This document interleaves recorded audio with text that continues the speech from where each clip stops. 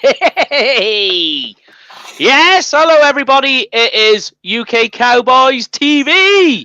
It is season 2, episode number 99. So, since we are nearing the 100 episode special mark, I don't know. So we're doing a special show since the season is over for the Cowboys. So it is the Fan Rant Special. So we've got all the Knights of the Round Table here, representing the Celtic nations. And we've even got a member from UK Cowboys fans. We have another Scottish man. We've got Mr. Lawn with us. How are we all doing, guys? Not too bad. Not too bad. Sick of lockdown. Sick it. Why? What are you not liking about it?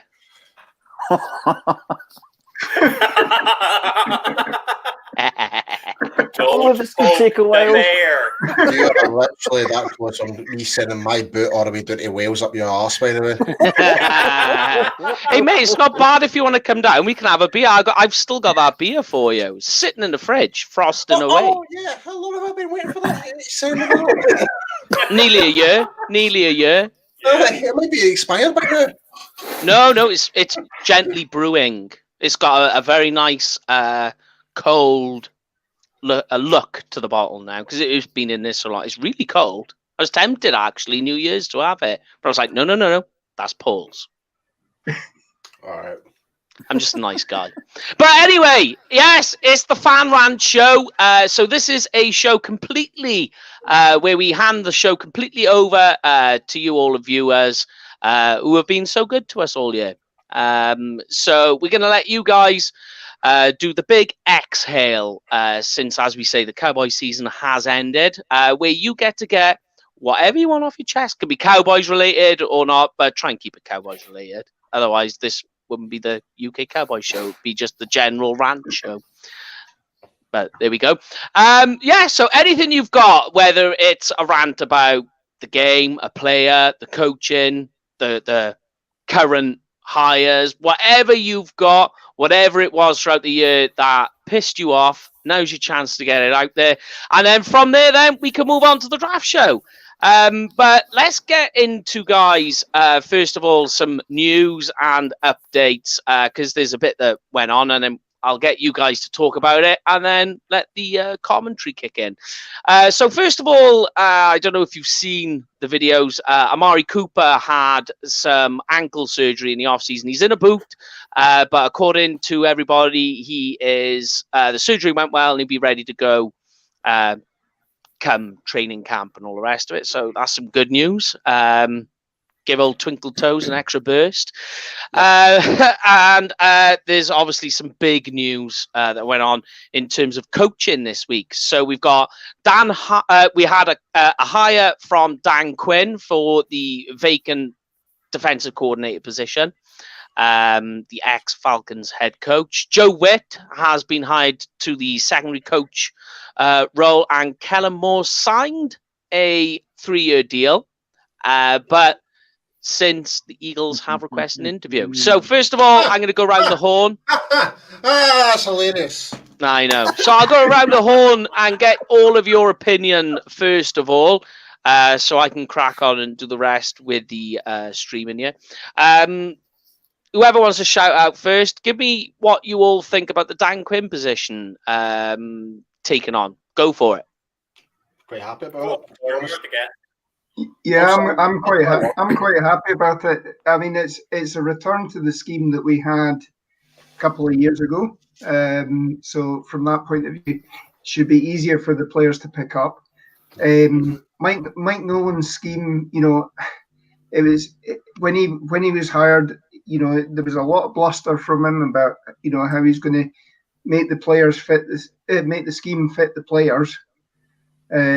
You know, but he was also saying things like that, you know, the scheme that Marinelli was running was a one-call scheme, you know, so that people like Aaron Rodgers, when he comes to a line, he can see what we're lining up as, and without us having to, you know, make an audible or anything like that, he knew exactly where to throw the ball. Nolan's scheme, I mean, it's almost like bringing the flex back.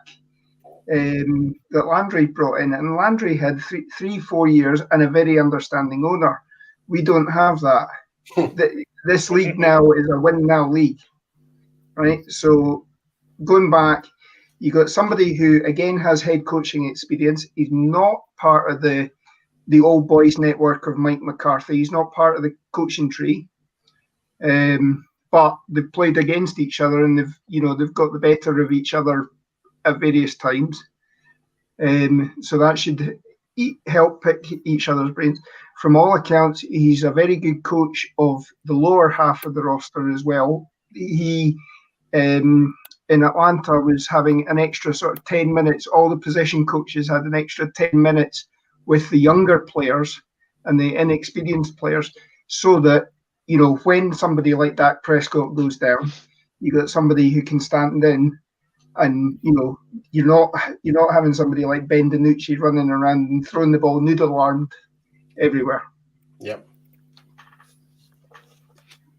Yeah, I'll Anyone else? just tack on to. I'll just tack on to trying to fill defensive and offensive coordinator positions. You're either dealing with somebody out of work or somebody rising through the league. You're not going to another team and say, yeah, can we pinch your D coordinator? Can we pinch your offensive coordinator? That's why McCarthy had so many roles to fill. When you're building a staff, you're bound to get one or two wrong. I think over the course of the season, we've figured out that we got defensive coordinator wrong. Despite a little rise in form, we did get a little bit done towards the end of the season. But on the whole, you're judged on the whole season, and we were having to put up 40 burger just to stay in games. And you can't do that for a whole season. You can't shoot out the whole season. So thanks for your efforts, Mike Nolan, but we're going to move on with Dan Quinn. I like the appointment. Like Lauren said, again, another guy with head coaching experience.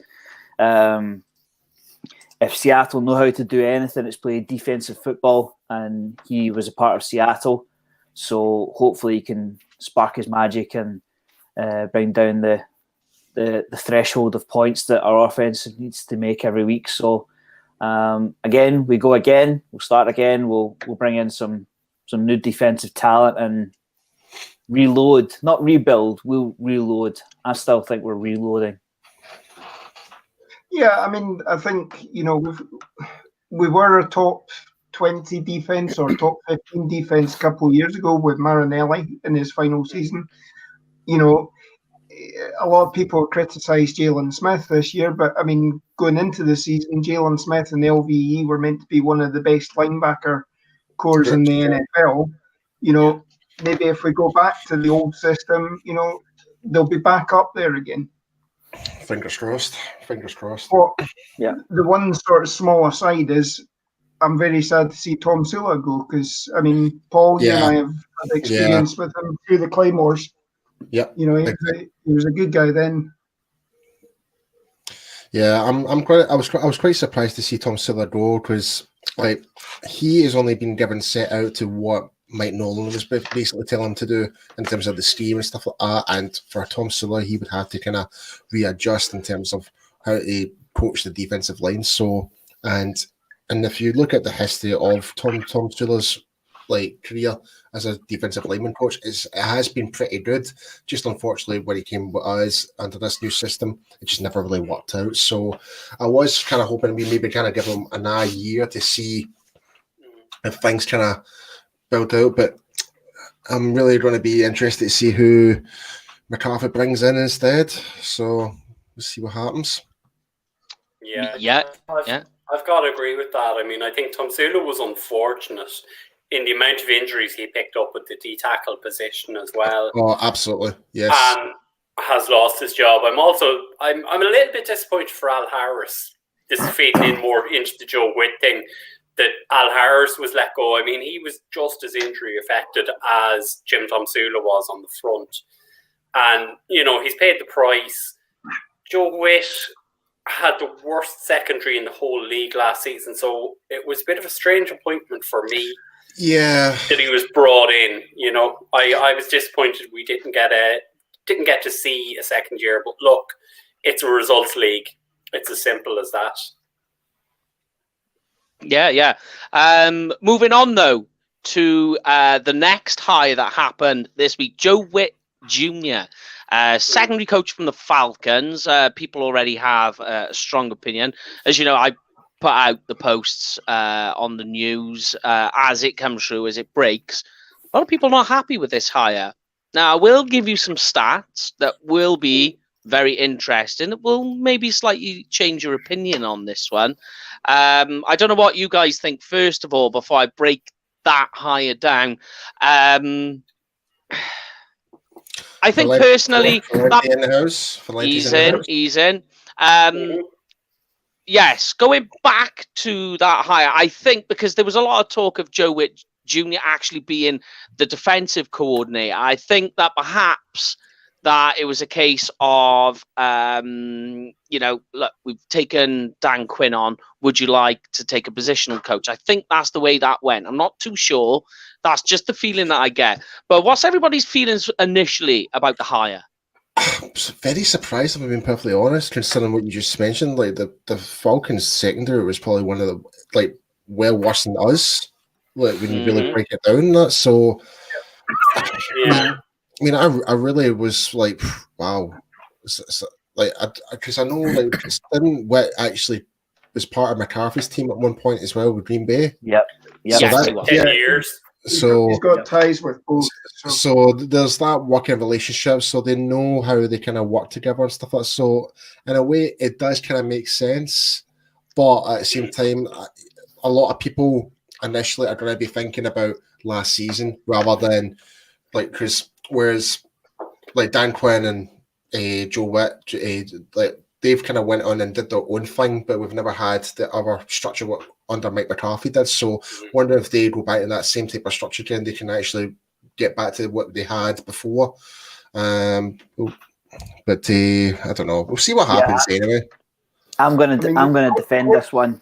I know I can be a bit of a McCarthy homer at times, but I'm going to defend this one. To me, there's an air of circling the wagons on this one. The fact that he's worked with McCarthy before, he's worked with Dan Quinn before. They're getting more guys in the building that they know and trust. Certainly, I think Joe Witt was a quality control defensive coach or something along those lines, and then he was cornerback coach, and then he was a passing game coordinator. So this has all been under McCarthy. I think Joe Witt was part of the Super Bowl winning team from the Packers. I'm not too sure on that one. Yes, he was. Yes. But he's not going to... I mean, see, after a losing season, you're not going to take risks on your hires. If you feel you can upgrade a coaching position, you'll go ahead and do it. And to do it with somebody that you know from the past, Dan Quinn knows from the past, you're not going to take gambles on risky coaching appointments and so on. So I'm going to defend the appointment. I think it could work out well. Yeah. Go on, Lauren, you're dying to say something. I think that there's two things as well. I mean, not only we're also losing Lindquist, I think, as well, the former Aggie coach. Yeah, he'll be gone. He'll be gone. So again, you're replacing him with NFL experience as opposed to college experience. Dan Quinn has, in the past, he's been known for being a front seven guru. Now, if you get back, if you can get something that's almost like, I always remember Nate Newton talking Cowboys about, I think it was George Teague when, he was a defensive back for Green Bay, and you had Reggie White, you had Gilbert Brown and all that. Playing secondary for that was literally line up, 3-step drop, great, plays over. Because you got White going in for a sack or whatever, everybody else going in for a sack. If you can get the pressure up front again, you can do things better with some of the secondary players that maybe, we're going to be on a tight budget this year in terms of salary cap. You're not going to get the marquee players coming in. So, we're going to have get the pressure in the front seven and make get the mistakes made so that the secondary can step up and get the picks. Right. Nothing more I can add, really. No. I'll just top off my point. You don't be Mike McCarthy's cornerbacks coach for 8 years if you don't know what you're doing. Yeah, true. Because he was the cornerbacks coach from, just checked on Wikipedia, from 2009 to 2017. So you don't hold a position for that long if you're doing it on a whim. True. Yeah. But here's one for you, right? So I've gone back to look through Joe Witt's history, just to take a look at things. Ironically, like his last year as a secondary coach for Green Bay, he got the passing yards against Green Bay. They ranked 12th that year. Now, he went to the Browns in 2019. And in 2018, the Browns, in passing yards against them, finished 26. So he went to Browns in 2019. That year, in 2019, the Browns finished 7th. Right? That year, the Falcons finished 23rd. And then he goes to the Falcons in this year, and we know what happened. But what is interesting is every year, 2017, 2018, 2019, and 2020, each of those years, the defense was missing a big part of their defense, which was cornerback. And each of those years, when Joe Witt has joined the team, they've drafted a cornerback in the first round. Every time. So he's always dealing with rookies on his defense. But what's most interesting about the Falcons defense this year is, of all the DBs that played in that Falcons defense, do you know only one player finished playing 16 games? The rest lost considerable time. Some were due to COVID, so they missed a good few weeks, including that year they picked, 2020 NFL draft. They picked up a cornerback, AJ Terrell. He missed time because of COVID. Yeah. He missed time because of COVID. So you can say a lot about the Falcons' passing defense, but he was given the rough end of a bargain each and every year he's gone to the team. So that is something to take on board, and it can, in some ways, change your opinion slightly, especially when you look that he's with Green Bay in 2018. The team finishes 12th in passing yards against. The Browns are like right down the bottom, in the late 20s. The year he goes to the Browns, they end up a top 10 defense. Yeah. So it goes to show he can do it. So it's not all completely doom and gloom with the appointment, with the hire. You've got to take a lot of context as well with it. Yeah. That go on. I think it kind of goes back to what I was kind of saying earlier, is that everyone's kind of thinking about last season. Well, this season. Yeah. Especially when we played against them. How did they lose that game against us? Like how we won that game was nothing but a miracle. Let's be honest. Yeah. Right? But the fact is like people are going to think, oh, but they did so terrible, and that when we play against them, why are we hiring this type of coach? Blah blah blah blah. It's just that small short thinking, so to speak. But but how you broke it down like that, it makes perfect sense. Like, and this is what I was trying to say. Like, at first, I was like, it was like me going back when we drafted CD Lamb. I wasn't too thrilled about it, but until I actually thought about it, I'm actually kind of quite optimistic about it. No? Yeah, 100%. You can be. He's got a track record and all the rest of it, and the Falcons' defense last year decimated by injuries. But here's a point, right? Is it fair to say the Cowboys gave up a lot of points on defense this year? Yeah. Yeah. Right. So when people hold on. To be fair, how many times did the offense turn the ball over? In terms of giveaways, I know where you're going there, but right, here's an interesting one. that the Cowboys, people go on about, Joe Witt, it was the worst passing defense in the league. The Cowboys gave up more points on defense than the Falcons. On defense, right? The Cowboys this year, on defense in passing yards against, we finished 11th. So you have to take whatever stat you're going to use. If you're going to use a basic stat, make sure you're using it in the correct context. And that's the big thing to take away from all of it. Like, I just used it myself. Mike, you got to use it into context. I'm going to counteract your point, right? Yeah, go for How it. many times did the offense cough up the ball, and how many times did our punter give the opposition a short field? So you have to weigh up those things, right? Context. Yeah, it is very much context. Like, how many times did teams start inside our half, or how many times did teams get a punt which was from their 40 Don't inwards, forget a short 60-yard field? Don't forget the actual fake punt as well. Yeah. Like, giving the ball away in that 4th and 10, like on our own half. I mean, come on. Yeah, but that's what I mean. That people are very quick to jump on.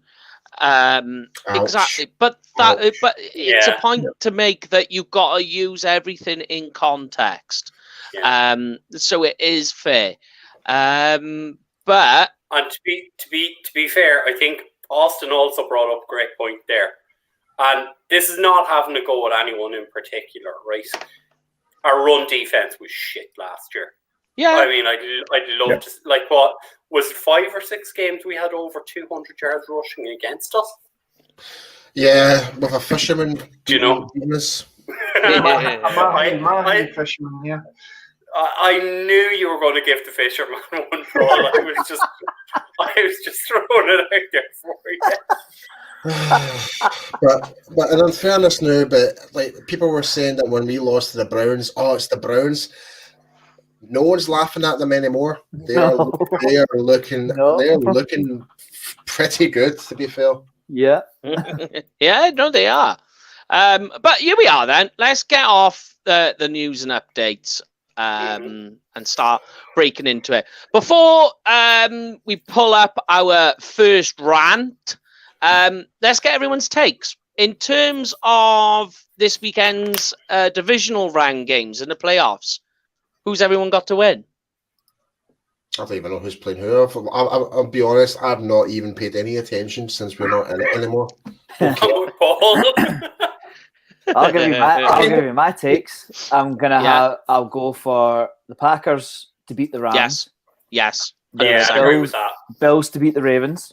Yes, 100%. No. I do have the Bills, but it may go the other way. I haven't decided on that one. Do you know what? I'm going to say the Bills with you, only because I want to see the Bills Chiefs. Right, I'm gonna cause a fucking debate here. I'm going for the Browns beating the Chiefs. Nah, not a chance. I'm telling you, man, I think the Browns are going to surprise the fucking world. Not a chance. But Saints beat the Bucks. Bills beat the Ravens, and Packers beat the Rams. I'm going to call it now. I think the Ravens are going to win the AFC. Nah. I think they're going to take out the Chiefs. I don't think the Ravens' offense is good enough. But it hinges on Lamar Jackson for the Ravens. Yeah. Go on, Lord. I think the Bucks have got a very good chance. I know Brady stunk up the joint the first 2 games, but I mean, since there was a podcast I listened to today, and they were saying that since 1950, it has only been done 17 times where a team has won 3 times in a season against anybody. So 17 times in 70 odd years. I think, and I mean, Drew Brees, is getting a bit old. This is potentially this is his last season, I think, from all accounts. He's still got to be playing with the bruised ribs or the cracked ribs. I mean, that won't have suddenly healed automatically. I just think if Brady can get a bit more of a grasp, which he seems to have done since the second time they played, he's picked it up. I think this could be a completely different game, and I could see the Bucks winning it. Just because I've got a friend who's a Saints fan, I'd like to see it on a questionable pass interference call, because that would just, you know. Yeah, the bit that surprised me with Brady, not the age thing, the bit that surprised me is that Brady's literally spent an entire career on the short ball, on the short passes. And this season, he's throwing a deep ball, and you're like, why haven't you done that? But Like in your career until now, it's just like all of a sudden he goes to the Bucks and he's throwing the ball deep. Yeah, nobody's done it to Cam Newton. Cam Newton can't even get a ball past 30 yards. Mate. Well, I'm trying to remember. What was Cam Newton's stats on the passing touchdowns? Something like 8. I think he threw something like all year 8 passing touchdowns. He's done. Yeah. But I like what Lauren said about the Buccaneers. I think they're a well balanced team. They can etch out a run when they have to. With Fournette, they've got a QB who knows how to win down the stretch, and that's a well above average defense. So there's every chance. I don't think the Bears looked too hot against the Saints. Yeah, I think there's every chance the Buccaneers could win in the Superdome. Yeah. But I mean, I think it really what it boils down to is I think it boils down to how much is left in Drew Brees' arm. That's literally what I think it boils down to for them. What they need, what the Saints need now, which is mad to say when you look at the Saints in order to win need everything else around Brady. God, I keep doing it. They need everything else around Breeze to work, which is usually usually Breeze has been the driving force on that offense, where now it needs to be the likes of Michael Thomas and Alvin Kamara and his O-line to help them get and keep going forward. Here's a question for all of you. Who retires first, Brady or Breeze? Breeze. He's done. Oh, Breeze. I mean, Breeze is a foregone conclusion by the sounds of things. Yeah. It's been stated for a couple of weeks that this is his last season. Yeah, it would not surprise me if they'll try and draft a QB in the second or third rounds or something like that. Yeah, no, they will. They will. I will say watch New Orleans come up. I think New Orleans might try and come up for Justin Fields. Really? Yes. Could be. Justin Fields or Trey Lance are the 2 QBs I would pencil in as being a good scheme fit for the Saints. Taysom Hill won't be too happy with this conversation. No. Taysom Hill is not a quarterback. Is that the reason he's still in? Fuck Taysom Hill is push.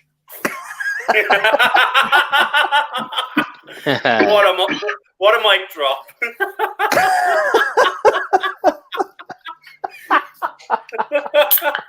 You know me, I'm straight to the point. Exactly, and this is what this show is all about. There's no ranting. Yeah. But here's one for you. So we've already got a few rants coming in. I just want to bring one up. I know this is usually Paul's job, but here's one when we were talking about the coaches. So let's take Legion of Boom Part 2. So obviously we know that was obviously Legion of Boom, the Seahawks. We talked about Dan Quinn earlier. Do you think that, obviously, because we know all about that defense, do you think that we could get a return on this? Do you think all we need to... Go on, I'll let you jump in. I'm going to jump straight in on this one. It's not right now, it's not Legion of Boom, it's Legion of Whom. Because right now, there are a hell of a lot of cornerbacks as free agents. Mm-hmm. Yeah. Let's figure out who's playing cornerback first before we decide if we're going to boom anybody. Fair argument. Cannot. Yeah. Yeah. Like I mean, like, the Cowboys, the offense is so high powered. It doesn't need a Legion of Boom. It just needs a average to above average defense to get them over the threshold. But I mean, when you look at the Legion of Boom, right? Look at the guys that they drafted. Yeah. I mean, like, in terms of defense, but what I mean is the rounds they took them in. That Dan Quinn was there when they took them. That only Earl Thomas was the guy taken in the first round. The rest of them were all third, fourth, fifth, and even undrafted guys on the field. Go on, Lauren. I can see you're itching to get in here. No. Hit us with it. I was just Mike again had sort of made the point there. You know, they were all mid to late round. I think Michael Bennett even was an undrafted free agent, if I'm correct. You know, and you know, when he played for us, he had a penchant for jumping offside half the time or lining up in the neutral zone. But you know, that just shows he's got a quick twitch, ready to fire off on the ball. You know, again, that sort of shows that, you know, it's get the front seven sorted. Excuse me, and you can probably get. You know, you can be serviceable with, you know, with the mid to late round picks. That was for so long. That was the description. For so long, you had Cowboys, Seahawks cornerbacks, Seahawks safeties saying, "Look, we've got a chip on our shoulder. We are low draft picks. We have been overlooked. We have been underlooked, and we just want to play." And for years, they dominated. I mean, obviously, it's broken down a little bit now, but they played with chips on their shoulders, and that's why they were so good. Absolutely. Yeah. Austin, again, some of these guys slipped because they were six. You know, the new style of cornerback that everybody's talking about, which is the 6 foot plus, so that you can go for the jump balls and everything like that. When Dan Quinn was drafting them, you know, these guys were not prototypical cornerbacks. You were going for the 5'9", 5'10", 5'11s. You weren't going for the 6 footers plus. You were going for the lanky speed guys, you know, who didn't make tackles, a bit like Dion, you know, and what have you. Now you're going guys that do make the hits on the ball and were separating the receivers from the ball. Yeah, I mean, like when you look at it, like even like a guy like Richard Sherman, like he's quick in a short space, but you wouldn't say he's fast. Like, I don't know what his 40 time was, but you would say that with his pads on playing the game, he's not a fast player. Yeah, it wasn't the quickest, but it's just sense of awareness was really good. That's it. Spatial, and you know, he locked an entire side of a field down. You know, I think. Go on, Brian. It's very much a case of those guys played with a chip on their shoulder. It's very reminiscent of the Great Wall of Dallas of the 90s. Yeah, those guys were all late round picks, 5th, 6th, 7th, undrafted free agents, and they were mean. They were nasty. They wanted to show you were wrong for letting us get this deep in the draft. And it was the same with Legion of Boom. Yep, Stepnoski, Rooney. Yeah. Kevin Gogan.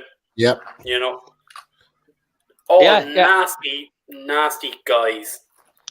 You know, but I tell you something. What you want? Like, go on. Well, what we've got on the roster, mind, in terms of because people are talking about, you know, re-signing Jordan Lewis and Chidobe. I think though, funnily, that's going to be coming into the draft edition. That one. Yeah.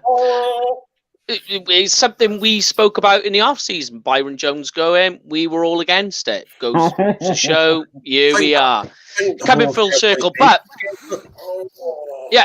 going on to the defensive backs, when you look at them, like, and you look at the two that we're losing, I don't think they come back because they're not really Dan Quinn's mold. But a guy who is on the roster that fits perfectly is Trayvon Diggs. What a fit that is. Yep. That is a crazy fit. Like, that is a Dan Quinn guy. And that is also why, because we've been talking off air, I think the guy that they take in this year's draft, because it's a Dan Quinn guy, Caleb Farley.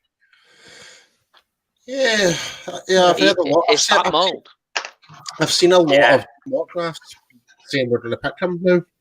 Yeah. Yeah. So just, Like, just I mean, to Is it reiterate Virginia quickly, Tech? Yes. Yeah. to reiterate quickly, the list of Cowboys secondary free agents, we've got Chiro Awuzie, CJ Goodwin, Bye-bye. Jordan Lewis, Bye-bye. Xavier Woods. Yeah. See you later. Brian's So cleaning house. Brian's here's a cleaning house, question. everybody. Here's a question for you, though, right? Donovan Wilson, we know he's going to be playing safety, but he's going to have to be the box safety, right? Yeah. That means we have no free safety. Would you? No. No, I'm not gonna do it. My Marcus question.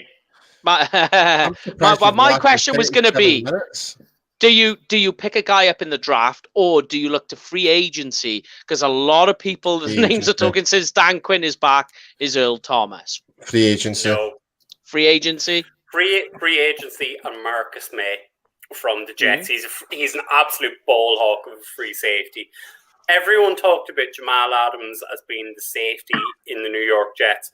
Marcus May had better numbers as a free safety. He was had more ability to get the ball. That's a true free safety, a guy who will lock the middle of the field down, and you don't throw in that area. That's if we could pick up a safety in free agency, that's who I would like to see. Because in this draft class, I have looked as best I can, and I can't identify a safety that I would draft. It's a terrible class for safeties. See how we're talking. I know I may be kind of jumping the gun here, but I know we're talking about like potential cornerback and safety in there, but we've not even mentioned about the other biggest need that we need, and that's offensive line. Yeah. That to me is my number one, because if we don't have anyone protecting, if we do sign Dak, then there's no point talking about getting another quarterback in if we can't protect him. The 2-round mock draft that Dame Brugler's got on the Athletic at the moment actually has us taking big shout out to Dan. Rashawn Slater in the first round, and then in the second round we've got Trayvon Mulrig, the TCU free safety. Yeah. I'd be quite happy with both of those, because Slater could possibly move in to take over. Connor Williams, every time I've watched him in a game, his footwork is not good for a guard. Yeah. You got to play in a tight window for playing guard. Every time I watch him, and invariably he's given up a sack, it's because he's getting pushed too high, he's getting pushed back, and he's not getting a chance to anchor himself and what they talk about, sitting on the guy. It's like his lower sense of gravity is not there at all. Yeah. I could see, and I wanted to see them do this year, but obviously, you don't want to change all 5 positions. No. I think his footwork is better as a tackle, and we probably should have seen him tried out as a tackle this year, because, this is his final year. Don't forget, it was the same with Lyle Collins. Like, we brought him in as a guard, now we've pushed him out to right tackle, and look what he's doing now. So why? And don't forget, like, Connor Williams, when he was back in college, he played majority playing tackle. Am I right? Yeah, he was the left tackle in college. Yeah, so he's got more experience playing left tackle. Although unfortunately, a bit in the pros, he's playing more left guard, but. He looked more like, this is why we kind of drafted him in that second round, because he looked good, like, as a good replacement for Tyron if he does go down as well. But we've just kind of seemed to put him as a starter or guard, and it's just like Warren said, it's like it just doesn't look as though he's just. It just doesn't look as though he's fitting the mold as much. Like, he's getting pushed back all the time, and I'm going to go to bat for Connor. Obviously. I've a Texas Longhorns top on. Don't get me wrong. I think Connor Williams is a great guy now, but I just don't think he's been put in the right position. Yeah, no, you're 100% right, Paul. He hasn't, and like, after 3 seasons, the fact that we've never given him a chance, and Tyron Smith has missed games, at left tackle. And not once has a coach said, right, let's see, as Lauren said, his footwork is not great for a guard, but it's great for a tackle. And everyone has been afraid because he has short arms. I think, what is it, a 32-inch arm he has. And it's, oh no, that's undersized for a tackle. Like, to be fair to Connor, I think it was the game in 2018 where the Rams demolished us in the playoffs and ran all over us. Yeah. Connor Williams actually outplayed Aaron Donald in that game. Donald was a non-factor. That's Aaron Donald, the best defensive player in the league. And anytime he's faced him, he's almost broken even. You know, Well, we've seen not Aaron this year. Donald Maybe not this dominate year. guys. Yeah, I mean, but we've seen him dominate other guys. That game against the Rams as well, he was up against Sue as well half the time as well. Yeah. And again, he was stopping Sue. He was getting them pushed back and what have you, and opening the holes. He wasn't, if the hole maybe disappeared quite quickly. Again, because he doesn't sit on guys. He is, and by sit I mean it's sort of, if you can get your legs at a sort of angle like that, and you plant, Paul, you'll know about it as well from playing O-line. Yep. You can get that strength in your hindquarters and everything like that. You don't need to be particularly strong up top. If you can get that base, it's all about your hips and your back of your legs more than anything. It's like, especially if you're in pass protection, it's all the way you're kicking back. But if it's the run block, it's all using your hip strength, pushing forward, and just taking those wee stride steps. But you're right there, absolute spot on. The only thing I will say, right, is in terms of offensive tackle this year, it's a deep class. That if you waited till the second round, you will still get a starter. That is all I will say. That's all I'm saying on that one.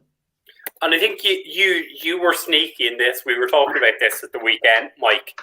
In terms of offensive guys, the guard class is not good, but there's a lot of guys you can kick inside. There are some guys, because I've been sneaky with my draft board and kicked the guy inside. But don't forget free agency as well. There's a lot of potential offensive linemen going to be on the market. Yeah, especially with the way the cap's going this year, there's going to be teams shuffling some players out. But I mean, the inside guys, there is talent there. It's just that it's more the talent gap. That the guys at the top are fine, and then there's a big drop off. It's a steep. It's not gradual, and like with the offensive tackle class, there's a lot of different types of tackle and body types. So it's almost like you can pick the particular type of fit there. But if you did wait, like a guy that very well could fall to the second round, who's absolutely insane and would be brilliant, is Alex Leatherwood, and I've said that. I don't know if he would, but there is.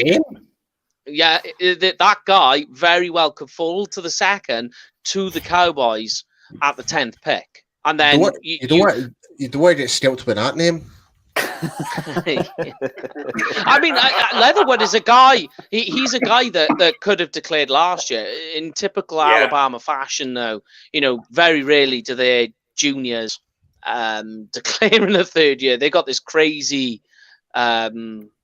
I don't know what you want to say, really. It's just the way that Alabama players are built that they want to play as a senior as well, which goes to the Saban talk. Right, here is, could you bring up the next comment on the rant? Because this is one specifically for Brian. I mean, I'll bring it up if you want. There's this particular rant about the cap situation. Now, the cap situation, before I let you guys go on, is there's still a question mark. With the CBA and the NFLPA, there's a lot of to and fro. There are some talks about that the cap is going to be set to 194, I think it was, or 195.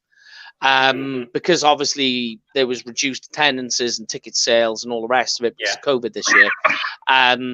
But the plan is that they were going to set it to that, and then for the next so many years, the cap isn't going to move like it normally does, just to basically let itself even out, and then it ticks back up again. If it doesn't, though, it's set to 175 million, which puts not just us, a hell of a lot of teams. I mean, we were speaking off air about the Eagles cap situation, which is, oh man, I mean, that is really bad. Like, we'll talk about that in a minute, but let's talk about, yeah, hey, we'll talk about that in a minute, because I can go through it. I've looked through it. I've gone through it. It's insane. Yeah. Let's go to the cap situation for the Cowboys and how we pay Dak.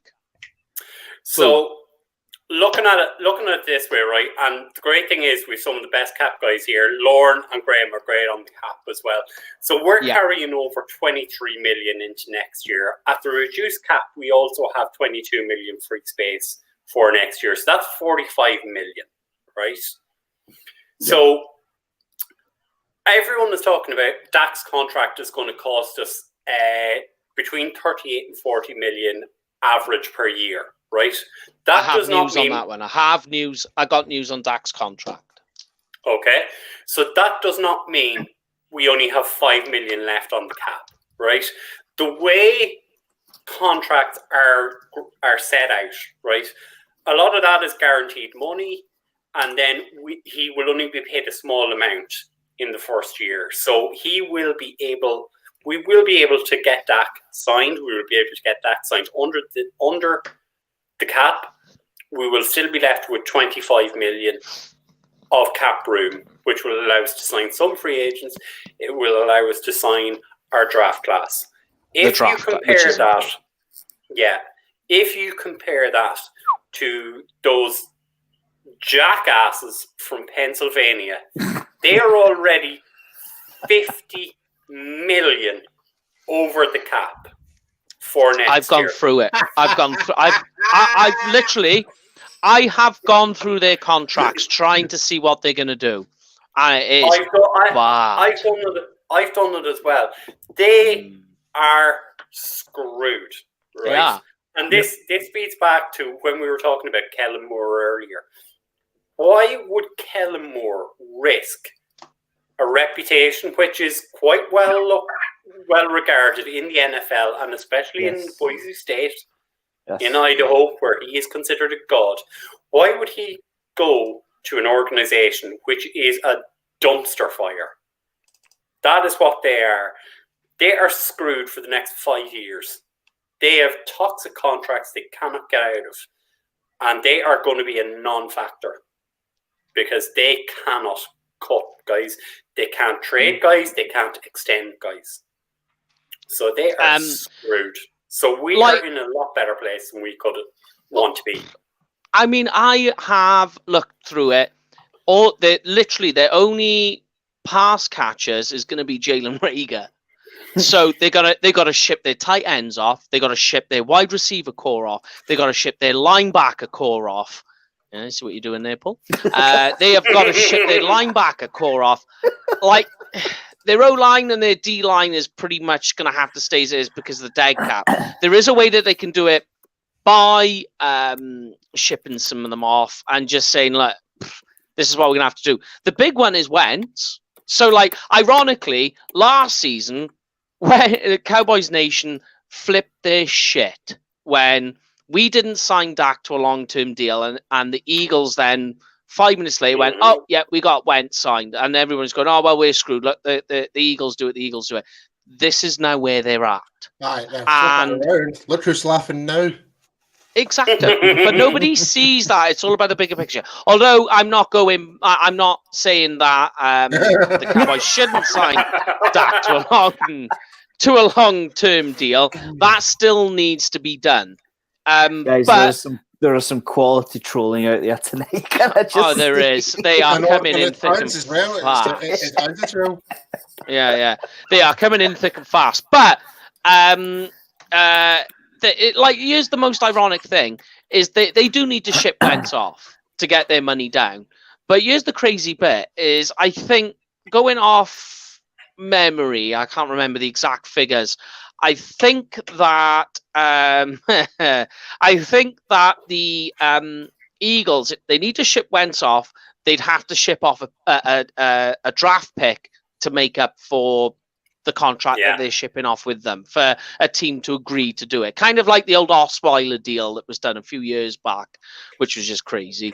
And then the dead cap, although it's huge, they save, I think, something like 4 million. And you think, well, that's not worth it. But in the situation that they're in, it is worth it because they're so bad that with all the cuts that they get, they literally, they're still barely able to break even to a point where they're going to go into the draft players, and then go, so how are we signing them? It's that bad. Now, one of the ones that was brought up, just to put it into perspective, where were we? There was this one about the Saints in a worse situation, that their money is worse, but there are an absolute ton of guys that they can actually let go that aren't equating any to the dead cap situation. If you look at it, like later on down the line, guys that are like 1 million and 2 million, they've got no dead cap, so they can let them go and then they're okay. So although the Saints, in a numbers sense, look worse, it's not as bad in the dead cap situation. Oh, there was my rant. Just having a look at the Eagle situation, they could lose. It's bad. I could see a big Derek Barnett for 10 Gabriel. million. Derek Barnett could go for 10 million off of the cap with no dead money at all. So look out for that name hitting free agency. This is what I mean. Yeah. Look at Zach Ertz. Look at Zach Ertz' dead cap and Dallas Goedert. And like they're huge against the cap, but their dead cap isn't that bad. Look at their wide receivers. Look at how much they're worth, but their dead cap, it's like it's a big cap hit with hardly any dead. So that's why it's bad for them. Now we got one. Here we go. The next one about Michael Gallup. Great question. Oh, this could go. No, this is a ranty question. If ranty is a word, let's get the guys on the top. Then we'll go with you, and then I'll get Paul's. Yeah. Right. I think you need to. The first and foremost, we need to get Dak signed so that you know what you're playing with. Because at present, as you say, we've got 22 million plus whatever we're bringing across, which I think is 25 or whatever.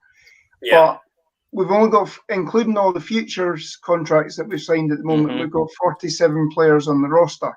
I was looking over the cap this morning. You know, that's a hell of a lot that we've got to sign, plus have in reserve for next for injuries and what have you, picking up players during the season to fit in. And again, if you're going to have, I hate to say this, but I don't see us coming out of the COVID situation until probably about October. So you're probably again going to have a similar situation this year where you're able to put veterans on the practice squad and again elevate guys week to week. So you got to keep money aside for that. Get Dak signed. You know what you're playing with, and hopefully by having Dak in, you can say to Gallup, look, we've got quarterback set for next 4 or 5 years, whatever. You've got Cooper, you've got CD Lamb. Yeah, okay. I think as far as his attitude is, he's not I want to be a number one. He's quite happy in this role in the offense and everything like that. Now, okay, if he ever gets to free agency, maybe he will do. But you got to bring in guys like Miles Austin. You got to bring in guys like Alvin Harper and say what happened to them when they went off and became a number one. Alvin Harper, when he went off to Tampa Bay, was nothing, and he came back a couple of years later and played for us I think he was on a veteran minimum deal for that time. Same with Miles Austin. Miles Austin went off, and again, okay, it helped us because it screwed up the Eagles' salary cap for a bit, much like DeMarco Murray did. You've got to play it so that you keep them interested. You pay them what they want to be paid, but you've got to keep it within the parameters of what you've got available. If you're pinching now to pay somebody, you're missing somebody on the back end. Mm-hmm. Yeah. We've just got a quick one while we're on that one. Is again about our dead cap situation. Then how does that equate with us? I know Travis, obviously he's still on there.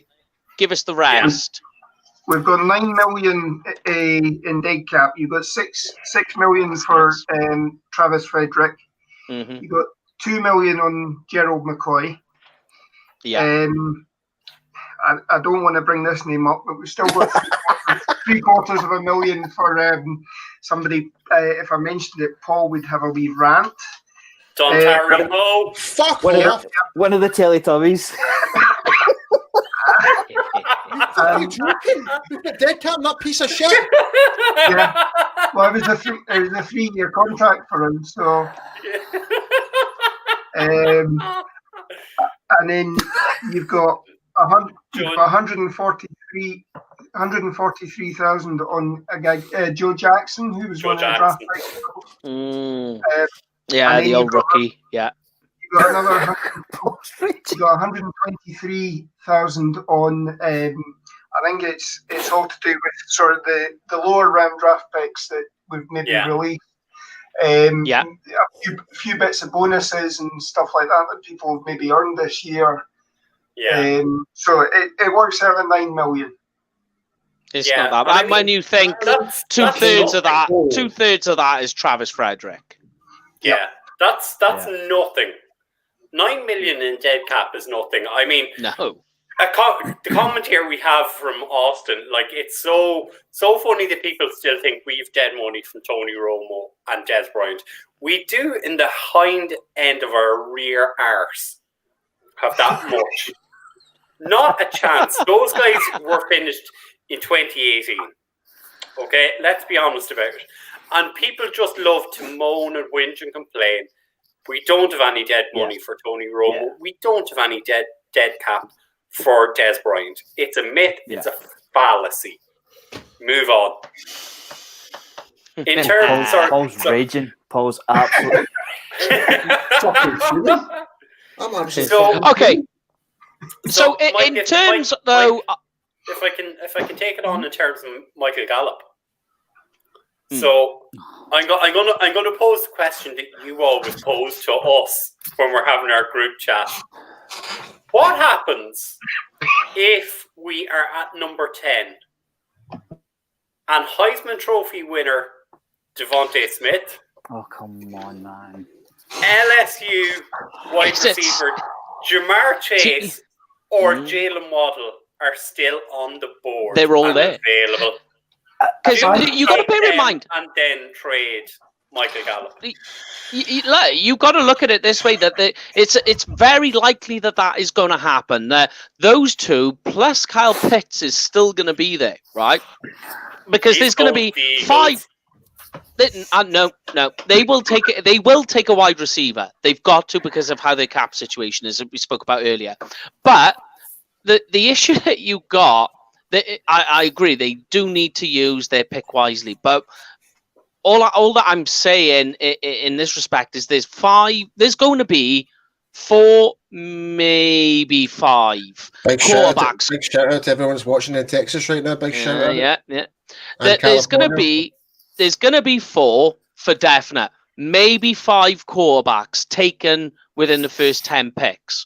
So if you think about it, all that level of talent that's up there is going to filter down to the 10. So there is going to be a situation where they're going to be sitting there with wide receivers and Kyle Pitts when there's the 10th pick. And you think it's a top 10 pick. You're looking at blue chip player with a 5th-year option that's going to get a lot of money. Do you drop all the way down and reach, or do you say these guys are there? I think you've got a big it's going to happen. I think you've got a big dilemma in Miami this year with the third pick that they've got from Houston. They can go either 3 ways. Penny Sewell, I think Smith. He's top 3. He'll be top 3. He's going to Oregon. He's going to No, I think No, going to Oregon? from what I'm saying. Yeah. Going to Jacksonville? Oregon.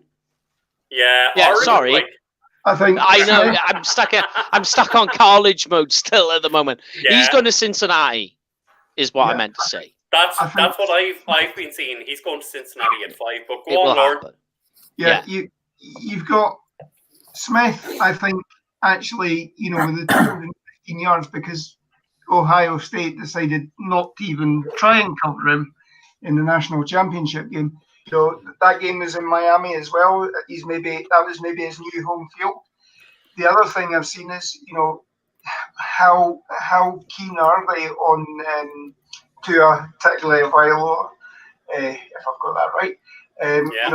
Third round, you can quite easily take a quarterback again. So, they've got a big decision to make there, which will have ramifications right through the draft. I would hope this time that if we are going offense, it's offensive line. I don't think we need to go for a skill position anywhere certainly not in the first round. Yeah, I mean, the only reason that it's a conversation to have. I'm not saying that it will happen, but the Cowboys already did it last year. That there was the number one wide receiver on the board. The Cowboys took him. I'm saying that there's going to be a situation where there's some real top blue chip talent right there falling to you in wide receiver, tight end, and even linebacker. Because don't forget, there's going to be Micah Parsons there too. No, Graham. Or Paul, one of you take it away. You're both itching to get in here, folks. Go for it. Right. Personally, I would love to keep Michael Gallup, right? I would love to try and keep him, but I think Austin made a wee comment as well. I think we might actually trade him. I think we will get some. It could be. Get some picks back and not take a much damaged hit on the draft. And like you said, like last season's wide receiver core for the draft was unreal. Of all the players that you could think of, like Jerry Jeudy and all the players going in the second and the third rounds. Mm-hmm. Why isn't this one any more the same? There's a lot of hot wide receivers coming out of college this year, so why not? We can actually probably get an Michael Gallup in the third round or whatever, and that, and still save money in the cap. So that's what I'm kind of thinking. Like all this talk about going for another first round draft at a wide receiver. Come on, you got it. You gotta have it. Right. Think of the times we've gone through this season, right? We can't rush the passer. We can't defend the run. We get killed over the top. Who are our tackles? This, that, the other. Who's the starting centre? And then all of a sudden we go and take another wide receiver. Are you kidding on? No. I'm sorry. No. For goodness sake. You guys remember my reaction specifically when we did draft CD Lamb, right? I was not happy about it at all at first. Because I thought we were going to go for Kayvon Chasen. That's who I thought we were going to draft. But no. There we go. I remember very, very specifically, we all sat here on draft night, and when it initially came out, we thought, right, we've just taken a huge luxury pick there when we have so many holes. Right. We can't do it again. If one of those blue chip talent is still there at 10, I'm picking up the phone. Absolutely no way we go with that, because we cannot keep treating ourselves to luxury wide receivers when we have a 13 game a season Tyron Smith. We have so many empty jerseys at cornerback, safety. We don't know who the front four is. We have a questionable linebacker core. Who is our starting centre? Is it going to be Biadasz? Are we going to bring in somebody else? It's Biadasz. It would be mental for the Cowboys to take a wide receiver at 10. It would be silly. It's just the only, like I say, it was just one of them hypotheticals and what have you that's out there. And all that I'm saying when it comes to the like Kyle Pitts, right? Well, you've got to understand, Kyle Pitts is an unbelievable talent that when you look at Florida how they played, and they played this season with him and without him. There is a huge difference in how that team played.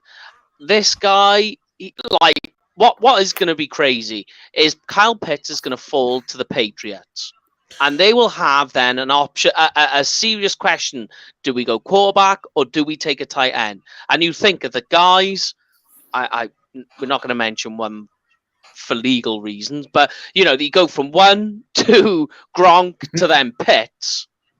It's just like, what?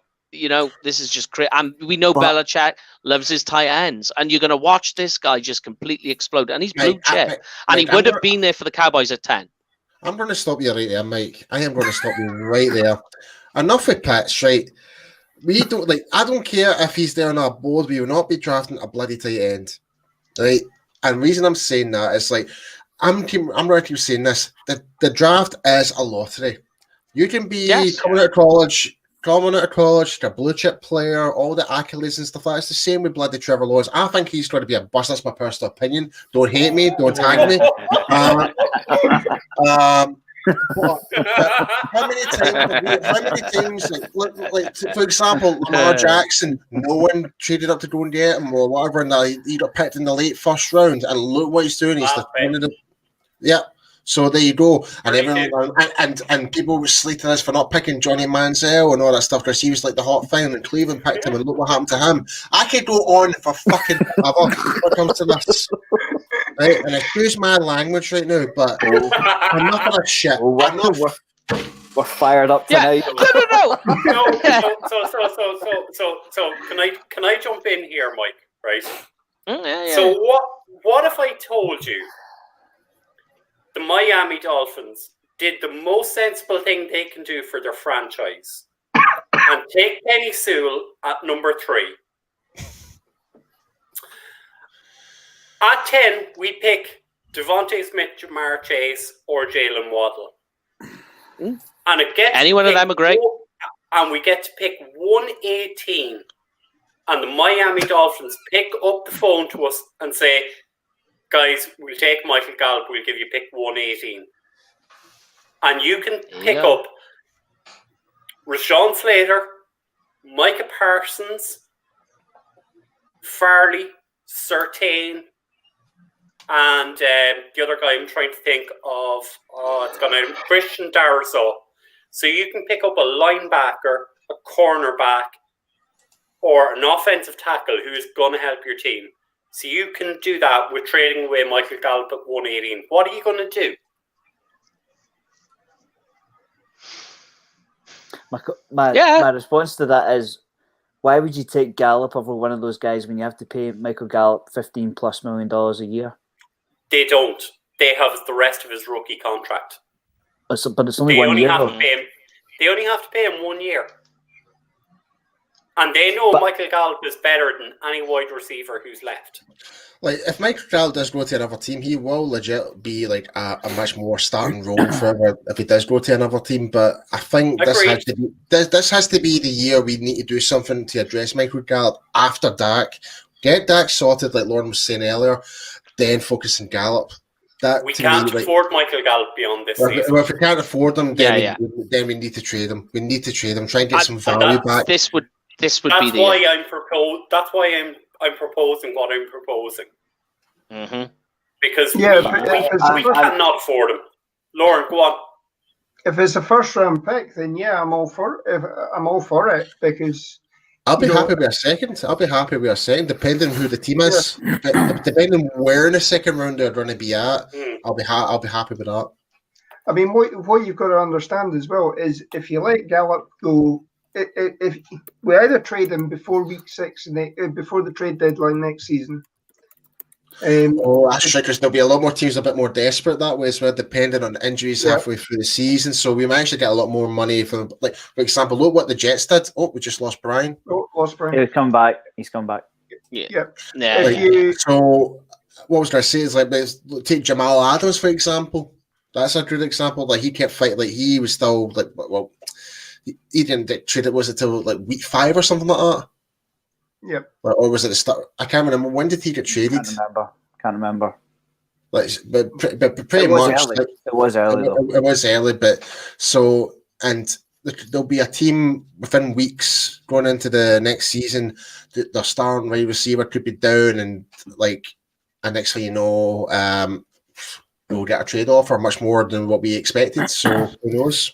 The only thing I would say on it though is the longer you wait, the lower the pick is. Oh, That's true. Austin, I've met Michael Gallup, man.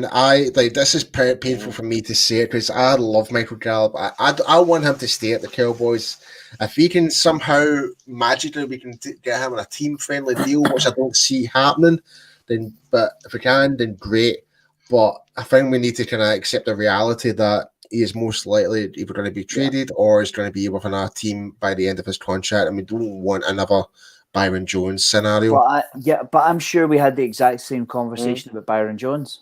Yeah. This is what's worrying me because Byron Jones 2.0. Yeah. I used the analogy last year that Byron Jones was effectively buying a Lamborghini, letting it run out of fuel and leaving it at the side of the road. You didn't trade it in, you didn't sell it on, you just literally walked away from it. That's a good terminology. I like that. And Michael Gallup is going to be that high-end loss if we don't get something done. Yeah. Your three options are trade him in the draft this year. In the scenario that Brian gave us there, you risk him for the first 6 weeks of the season or up to the trade deadline, and then you get somebody to pick him up there, or you let him hit free agency, and then you're talking about possibly a third-round pick as a compensation pick the following year's draft as well. So, you've got to look at it from that point of view. And that's where you've got to toss up the odds on. Yeah, just to follow writing Cat's comments there. Yeah, we totally agree. Like we said, we don't actually want to see Michael Gallup leave. We love Michael Gallup. But in terms of what the guys are saying here, in terms of the cap, looks as though we're not going to be able to afford him if we get that signed up to a long-term contract.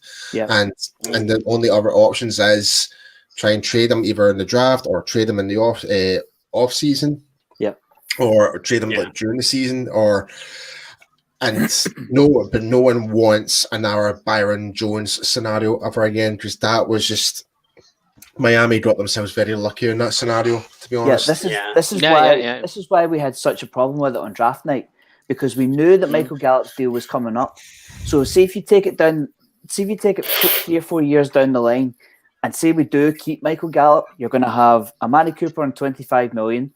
You're going to have Gallup on at least 15 to 20 million. And then all of a sudden there's CeeDee Lamb knocking on the door. Where's my deal? So you could end up with 60 million plus in three wide receivers with only one ball. None of us want to see Michael Gallup leave, but the second they took CeeDee Lamb in the draft, this question opened up. That is unfortunate. It's hugely unfortunate. And a good aspect, though. Sorry, Michael Gallup has raised his stock regardless.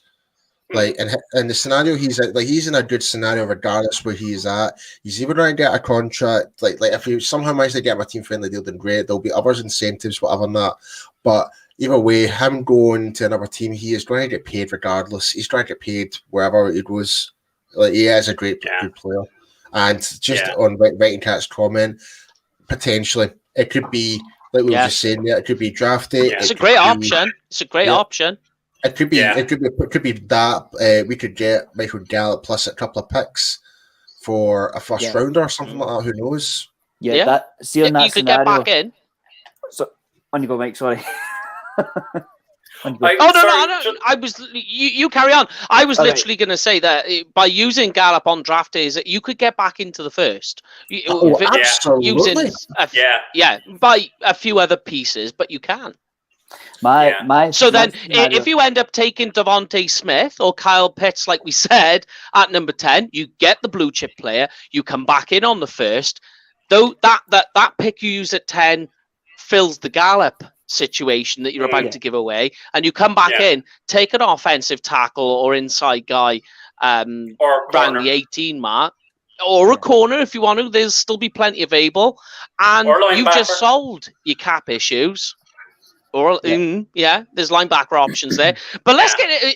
I'll go to the linebacker in a minute because I got a question on that. But I'll let you guys finish this massive rant that we've just gone on with the situation.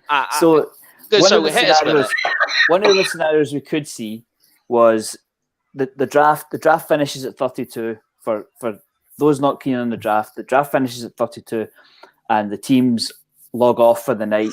So you could effectively see a team go, right, we still have a huge hole at wide receiver. What's the wide receiver list as is? And they look down the list and they go, nah, I don't fancy any of those guys.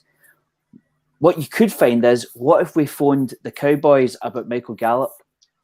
That's where the scenario comes in. They could have Michael Gallup on a relatively small number for this year and then figure it out next year. Opposed to going for a high-end gamble. I mean, a second-round pick is still quite high, but you could spend that night going, Michael Gallup looks like a great option here. Yeah. Yeah, so 100%. If I can jump in on the back of this, right? So Jacksonville has the first pick on day 2. Yeah. Right? Urban Meyer loves wide receivers. And let's be honest, we know Urban Meyer is going to be the coach of the Jacksonville Jaguars. He loves wide receivers like Michael Gallup. And as Graham is saying, if at the end of the day, on day 1, they're looking and going, there is not a great wide receiver in there. There's no one better than Michael Gallup. Let's ring the Cowboys and say, what do you want? If we get the first pick on day 2, you're going to have a lot of talent available. Yeah, they're not going to be first-round talent, obviously, but you're going to have a lot of talent available. Yeah, I mean, like, the only thing I will say, the only thing I will say is, just like last year, this year, the wide receiver class is deep again. Yeah, again, great wide receivers year. Sorry, that was the other point I meant to make. Right, if you think the Dallas Cowboys are not taking a wide receiver in this year's draft, you really need to take your head out of your arse, because it can happen. Outside of our top 3 wide receivers, Noah Brown is gone. Cedric Wilson is gone. We don't have a wide receiver 4 and 5. So we're taking wide receiver somewhere in this draft class. Free agency as well, don't forget that. Yeah. There's that. Yep. Draft class is cheaper than free agency. True. There's a lot of options. There's a lot of options in this year's wide receiver class. It's huge. And we've got 10 picks to play with this year as well. A lot to play with. If there's one thing I will say, I just hope to probably do a better job in free agency this year. That's my main concern after that bloody tanking what we did last year in free agency. So here's my next one for you. Now, obviously, Jamie, you behave yourself. So the question from Jamie, which quarterback are we taking? We're taking Trevor Lawrence with the first pick. Paul, do you want to weigh in on this? What's your take? Paul, Don't rise to it. Don't rise to it. Don't rise to it. But just let it sail. Run! So here's my next one. You've got a lot of expensive equipment in front of you. Just let it. So here's my next one then. That is definitely gonna spur up a big rant. So let's get the next rant on for everyone to join in, right? So we was talking about. No, we're still there. We're still there. No, we're still there. I'm sorry, but if that was to ever fucking happen, our live draft show is going to be one of a million. But Paul, it is anyway. Cap space we'll have. What? Don't forget the extra cap space we would have. I don't give a fuck about the cap space. I don't want fucking Trevor Lawrence. He can fuck off. And all those sexy defensive ends we could go and talk to. And defensive tackles. In terms, mind you, you were just talking about the draft show. Our draft show is going to be 1 in a million what we got planned. Yeah. Absolutely. It's going to be huge, folks. It's going to be huge. We can't give it away yet because there's a lot to plan for it. But here's my next one, right? People talking about the draft and wide receiver Michael Gallup. We probably took up way too much time on that, but it doesn't matter. It's a free and open show. Yes, Mr. Powers, we are doing a live draft show during the draft. Just like there will be more news coming on the draft show when the draft is happening. It's you will see. It's all coming up in the future. But here's the next one, guys. Oh. If Austin wants to go and check out last year's draft show, it should be on YouTube. Because I think we were live on YouTube. It is. It's still there. It's still there. Yeah, It is. You can see me going mad when we drafted Lamb. Fantastic. And I was being the sensible one. I was like, wait for it. It's going to happen. But anyway, right. Next one, right, is the linebacker call, right? Now, this is going to spur up a rant. Now, Jalen Smith particularly comes up into this. Let's get the rant on. Do we draft a linebacker in the early stages, day 1, day 2, or is Jalen Smith going to get a resurgence with Dan Quinn? Rant on. Go for it, Lauren. Let's hear you. Go on, Lauren. I think there's every potential. As I said earlier in the podcast, we went into this season with LVE and Jalen Smith being ranked. I think it was number 1 in the league as the potential best linebackers. Jamie's bringing up the point there. Sean Lee's the best linebacker on this roster in terms of being able to pick up a game coming in 15 plays or whatever. Yes, he is. Is he going to be around? You need to know about that.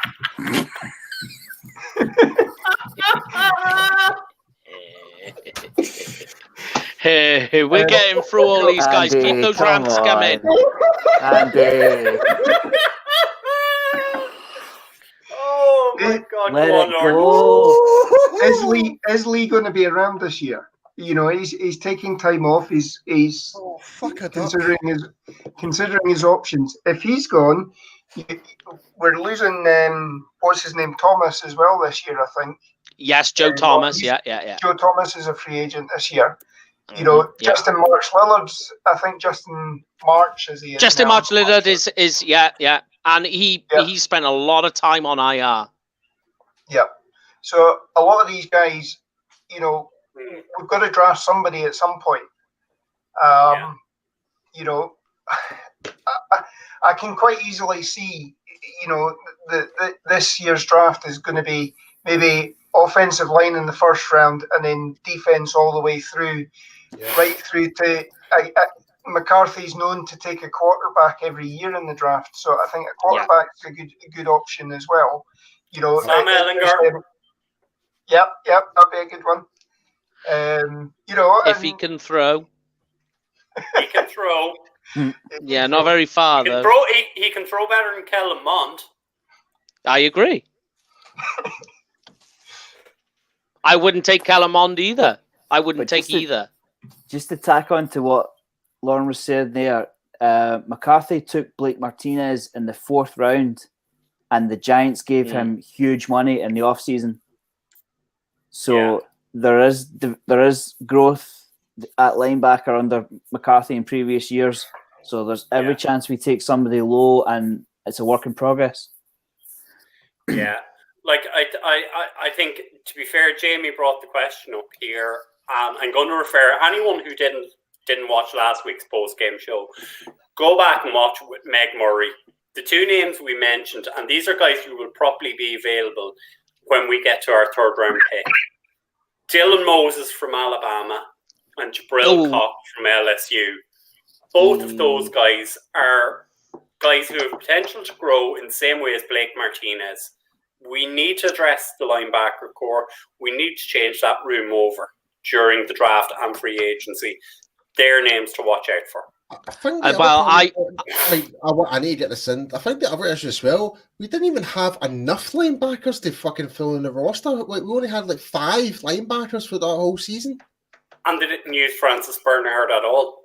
Yeah. I mean, normally, like 6 or 7, yeah, that's a good number. But 5? Yeah. Yeah. Don't forget they also classed Alden Smith as a linebacker. They did, yeah. But we'll get to him in a minute. But we're going to stick with the Jalen Smith. But before we do that, I am just going to very quickly rant about one guy you said to watch, Dylan Moses. I've actually got him marked down as a red flag. He's off my board. Don't. No, pick him. I knew you would have him down as a red flag. That's why I put both him and Jabril Cox in there. But I'm going to give 2 guys who could be later than that. Pete Warner and Baron Browning from Ohio State. Both of those guys Browning. There in the 4th. Yeah. Browning light. And Browning, the good thing, the Cowboys need an off-ball. They need an off-ball linebacker. And that's what they're after more than anything. And I think you need to play, because they keep trying to play Jalen Smith in this micro. I want to see him more as a jack linebacker. So you're going to use him, use LVE more as a thumper. Jalen Smith, rather than playing this rover type linebacker, put him in a jack and make him sometimes make him blitz. You what? Sorry, Mike. If you're looking for a jack linebacker, I'm going to throw it to you. Yeah. Joseph Osai. Yeah, another guy who's fine. I don't mind that. It's a great pick, but you don't need a jack, because that's where I would put Jalen. So he's going to sometimes come in blitzing off the edge. Other times he's going to be mopping up behind LVE playing as a thumper. Yeah. That's how I would do it. But rather than this rover, you got Jalen playing this rover. He's just not fast enough to be able to do it. He's clunky and he's slow. And you can see that, and that's where he's falling behind. But in terms of Dylan Moses, knock him off your board. If he was taking Dylan Moses from last year, 100%. But he gets the injury, and then you see him this year, totally different guy. He's slow on his feet. He's not adjusting quickly, and he's getting moved off blocks too easily. That's it. He's done. I think going with the Dan Quinn defense, though, we're settled down as a 4-3, and that will help Jalen Smith an awful lot. I think. Hopefully, getting rid of this hybrid. Are we a 3-4? Are we a 4-3? We're 4-3 from now on. Settle down, simplify. Like we hear the catchphrases all the time. Simplify the defense. Hopefully that will happen, and hopefully Jalen will figure out his game. Yeah, but this is exactly what we're going to. That Writing Cat keeps ranting on with us, which I like, saying that Jalen was playing out of position, and it's because he was trying to play this rover linebacker, and it just does not fit his style. It's not. He hasn't got the speed to do it. Yeah. And one of the things. No, let me finish. Or the intelligence to actually read a bloody run. I know. Yeah. Did anyone hear his comments? That game against Cincinnati. That was shocking. Yeah. Well, here's the funny bit. Anyone hear Jalen's comments to the media? And he was saying, look, if you guys want to know, just watch my tape. I'm my biggest critic. And it's like, watch your tape. That's the last thing you want to be telling people to do. The other side of a direction, Jalen. What were you doing? It's the last thing you want to be doing is telling people to watch your tape. But at the moment, that's the worst thing. That probably gives a sign of how bad the coaching staff on the defense was this year. Because if he's saying, look at the tape, he must be getting graded fairly well from the coaching staff. Now, yes, he was second in the league in tackles, I think, this year. But if you actually look at the number of tackles he made solo, the numbers are way down. Yeah. Like, just bringing up that comment there. Yeah, you're right on. They're saying that he's the number 2 in the league in tackles. Do you know what he's number 1 in tackles in? Missed. No, he's number 1 in assisted tackles. Yeah, of course he is. Yeah. So you can turn around and you can say, oh, he's our number one tackler. If you look at total tackles, and it's like, yeah, but he leads the league in assisted tackles. See, again, like I don't actually have any hate towards you. I love Jalen. No. Before, No. but Yeah. I thought I was like, really, Jalen, you're coming up with a comment like that, and it's pretty evident. It's now people can actually pay get access to the actual game film, like from different angles now. Yeah. And seeing what I saw, and I think it was our good friend Big Game James that posted the video originally. It was again, I'm keep talking about this one particular play, but it's like that to me, like, well, can you explain this? Because clearly you're not doing your job properly. You did not stick to your gap assignment. You went off the radar, and look what happened. The guy just went through your gap. So there was a hint of I'm a Dallas Cowboy about that, wasn't there? Like, star on the helmet type idea. Yeah, it wasn't a star on the helmet. It was an actual cowboy hat going off to the west. All right, now let's finish it off then, guys. So I'll just give you takes on everything. We'll just get a quick take from you all about Mike McCarthy year 2. I'm definitely giving a pass for him for this year. Okay, you can take that as you want, but in year 2, what do you guys say? Minimum expectations, Mike McCarthy year 2, and then we'll wrap up the show. 9 and 7. Okay. 9 and 7. 10 and 7 even. Yeah. 10 and 7. That's true, actually. Yeah. I'm going to say 10 and 7 as well.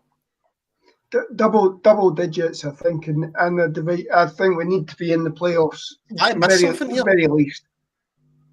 17 We're game possibly going to season, the 17th game, Paul. Yeah. There's 7. So our 7th game is the New England Patriots on our schedule. Drop a preseason game, and eventually you'll work up to 2 preseason games and 18 games. Yeah. Yeah. I think they will fully expect McCarthy to win the division as well. I think with the way it's looking in the NFC East just now, with the Eagles having so many issues, with the Redskins not knowing who their quarterback is, with the Giants being void of a little bit of firepower outside of the running game. It's a great OC though. if he stays there, he might. If he stays there, that's a great point. He could get a head coaching role again. Go West.